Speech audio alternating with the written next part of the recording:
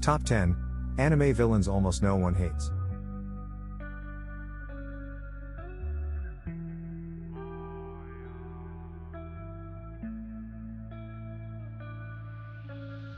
Number 10. Light Yagami is a villain protagonist, which makes him difficult to dislike completely. Even if you disagree with everything he stands for and wish to see Elle smack him in the face with a folding chair, the series delves deeply into his point of view to the point where you must at least examine it. Some fans find his transformation from idealistic child to megalomaniac to be psychologically fascinating, while others believe he had a point. Regardless, very few anime fans can find it in themselves to completely despise Light Yagami. Number 9. Estheeth may be responsible for the deaths of thousands of people, but she remains a popular villain among many. She feels that anyone who demonstrates weakness deserves to suffer extravagantly, and she takes pleasure in inflicting that misery. This is due to the values instilled in her by her father. Despite her ruthlessness, she is compassionate to her subordinates, instilling in them a strong sense of devotion. Furthermore, as she falls for Tatsumi, she reveals a more tender side. It's easy to understand why her adversaries want to kill her, but it's also difficult not to sympathize with her because she's such a well-developed character.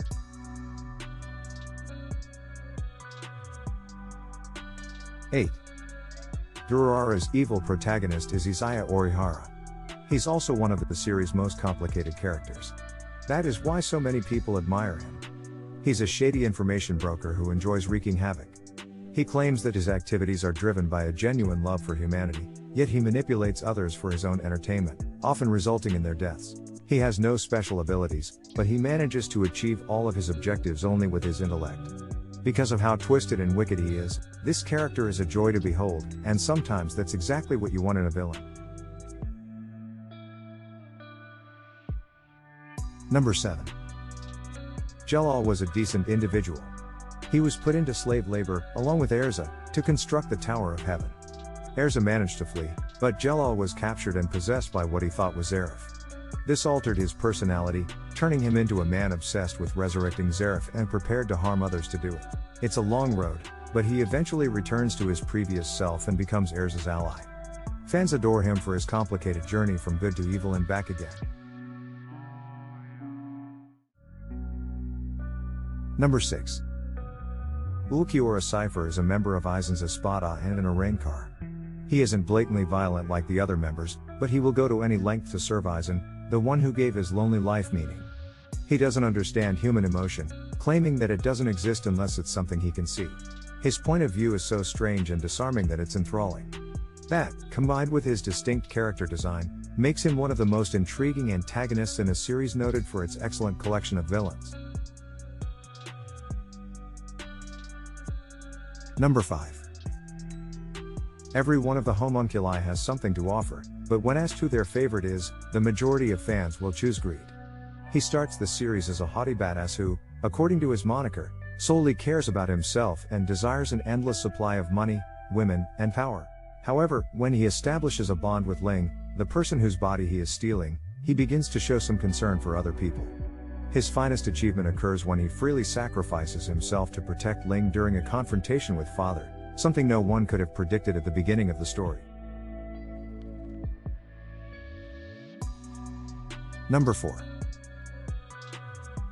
Vegeta begins the series as a merciless villain who is quite content to destroy anybody or anything that goes in the way of his goals, which include becoming immortal and avenging his home planet from Frieza. The concept of vengeance is reasonable, but killing innocent lives along the route is not. Vegeta isn't just vicious, he's also completely alienated, unable to recognize his own emotions or connect with others. Later on, while retaining his enormous ego, cranky disposition, and great skills, he establishes a romantic relationship with Bulma, becomes a father, and joins the good guys team. Number 3. Hisoka's attractiveness stems from the fact that he is completely mad. You know how Goku will go to any length to defeat a formidable foe? Hisoka is similar, although he's horny and manipulative. He initially aids Gon and his companions, but only to ensure that they would be powerful enough for him to defeat them in the most arduous manner conceivable. He's evil as hell, but that's part of what makes him so appealing, along with the fact that he makes his clown attire look sexy. Number 2.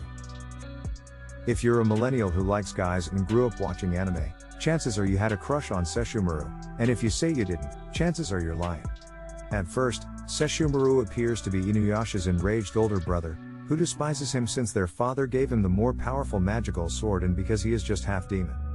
However, this magnificent scumbag has a handful of redeeming qualities.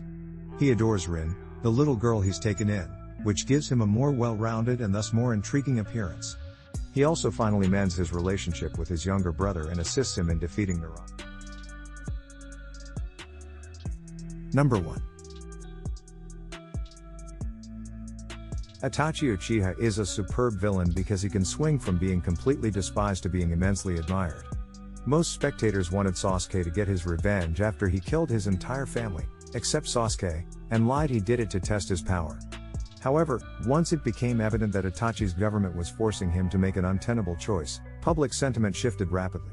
Rather than being a wicked monster, Itachi was a victim who was doing the best he could in the face of terrible odds. Taking a character from one extreme to the other demands a lot of skill on the part of the developer.